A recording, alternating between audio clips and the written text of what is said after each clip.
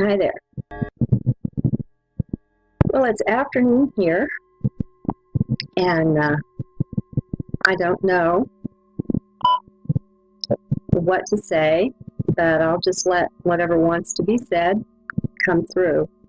My heart is absolutely overflowing with love.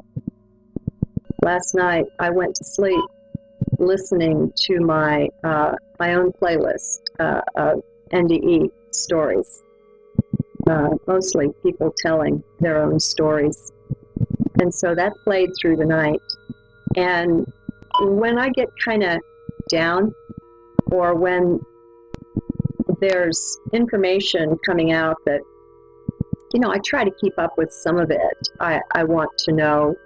I don't want to be totally out of touch with things. I mean, sometimes we need to know what's going on just so we can offer prayer. But it can be heavy and feel like a weight, because when we listen to the story, we tune into the energy and the people's energy and the situation. On some level, we're already tuned into that, but it's not in our conscious awareness. And so, it comes into our conscious awareness and we can get to feeling burdened.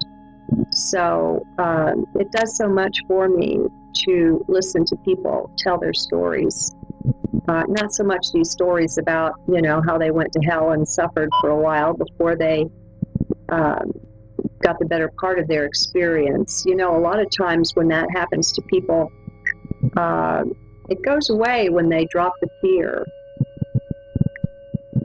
People will, I've heard, I don't know, probably at least a half dozen mention that when they were first out of their body and it was dark around them or something like that, they were frightened and they were resisting what was going on.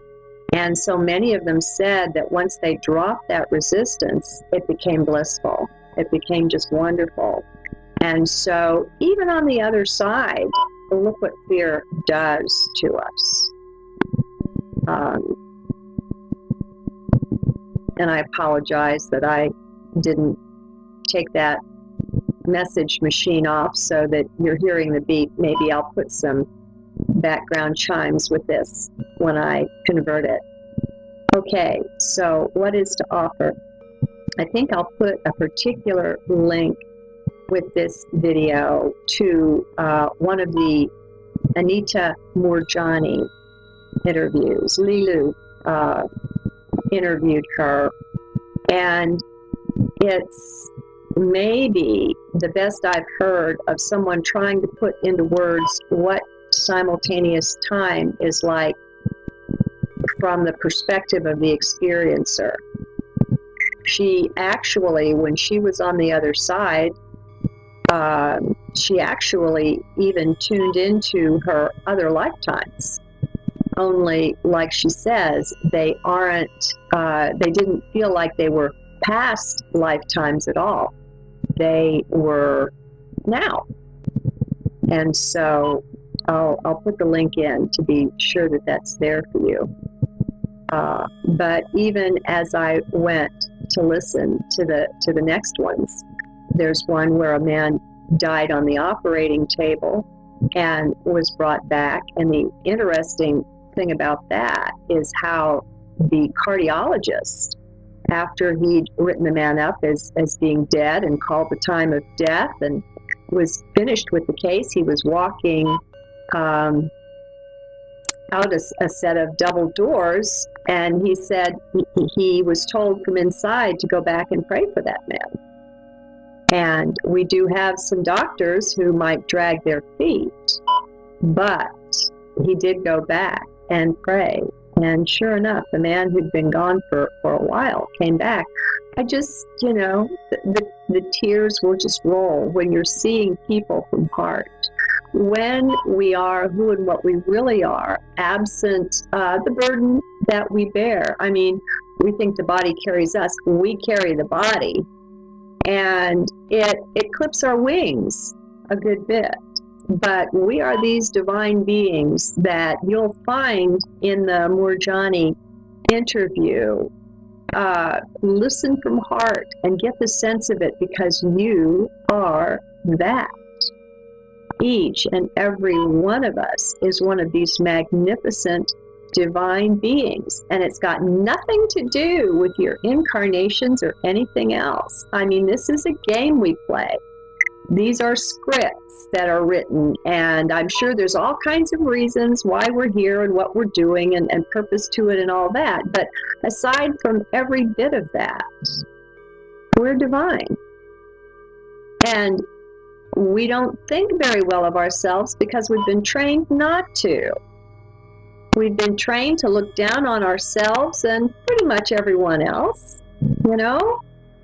And so it's tricky to step aside from that enough to begin to make way to say, well, maybe I am that. Maybe it's true. Until we can do that, we've got the blinders on and we won't be able to see it.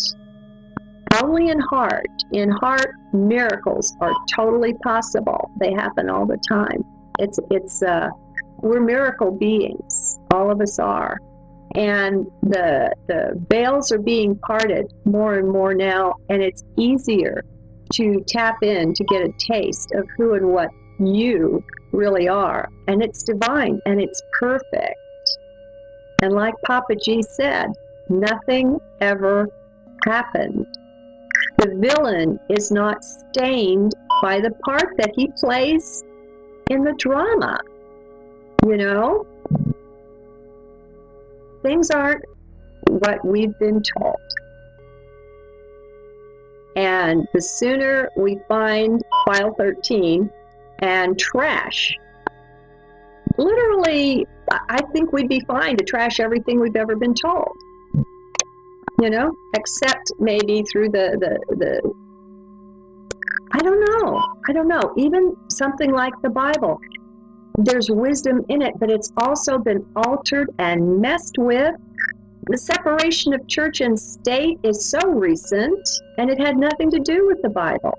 Always the ruler of the state was also the ruler of the church and was in charge. And if he said take all the references to this, that, or the other out, they were gone.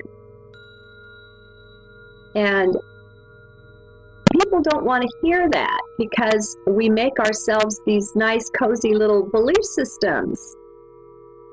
And until we're really ready and willing to let those go, we're going to vegetate for a while, you know? It's going to seem like we're stuck. In reality, we always have the key. Always, always, always. We were never stuck. It's parts that we're playing. And it's a lot more fun when we quit identifying with it. Just in letting go and doing what I can to identify with higher self. And to own that I not only have this lifetime or embodiment instead of embody. I am God, I am ent. Owning all of it. All of it. It's all happening right now. Well, as soon as I accept that, at least that it's possible, I've just taken the key and put it in a door and unlocked it. Until I did that, that was locked away from me. You see? I think all of our beliefs do that. We have all these doors that, it's funny because we've actually locked ourselves out. How else can you look at it if you have the key? It's with you always. You know? Taking responsibility. It's something I took very seriously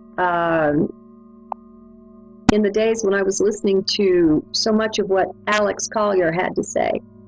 And you know, I'm still, I don't see that anyone could make all that up. So I'm just kind of this way and that about Alex. But when he said that the Andromedans told him that they can't come and help until we individually begin taking responsibility for ourselves.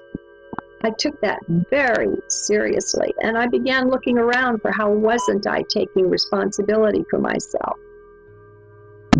And it helps too, because if you spend time in heart, it's not possible. It's literally not possible to be in judgment of anyone or anything when you're in heart. All you can have is love for that. And it's not because I could say, well, it's because I know I am that and I contain it. No, it's not mental like that. It's just a space and a place of love, and judgment just doesn't exist there, nor does thought. I divide it up by when it's heart doing the thinking. I call it pondering versus thinking. And I'm not perfect, guys. You know, I'm a 3D human right along with everyone else. I don't mean to set myself up as anything special or perfect. Or if I am special and perfect, it's not any different than you. We're all special and perfect. So I don't set myself apart or above anyone. We all need one another. There's not a single one of us that has walked precisely the path that you have trod. And so often when you find someone invents something really special that takes some area or another into the next generation, it's just so marvelous.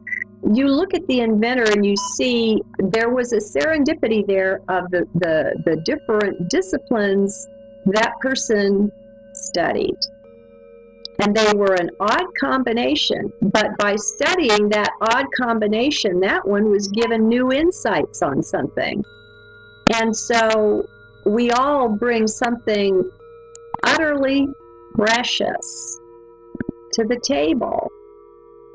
You know, it's like a star shining that decides it doesn't need one of its light rays. I mean, it's insane. It's nothing if it's not whole. And I'm not whole absent you, and you're not whole absent me. And we'll be able to see that better later. But for now, if you'll go from this straight to the Moorjani interview, even if you've heard it before, maybe you heard it back when you were more in mind. So listen from heart and hear what she says, and know that you are that too. We can all say, I am that. Good day. To be said, come through. My heart is absolutely overflowing with love. Last night, I went to sleep listening to my own playlist of NDE stories, mostly people telling their own stories.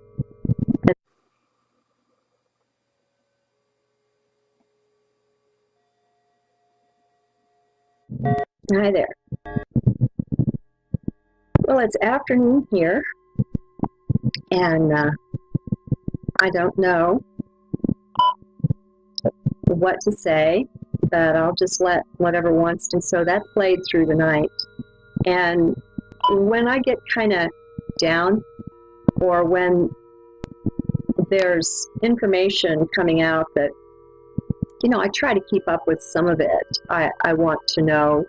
I don't want to be totally out of touch with things. I mean, sometimes we need to know what's going on just so we can offer a prayer.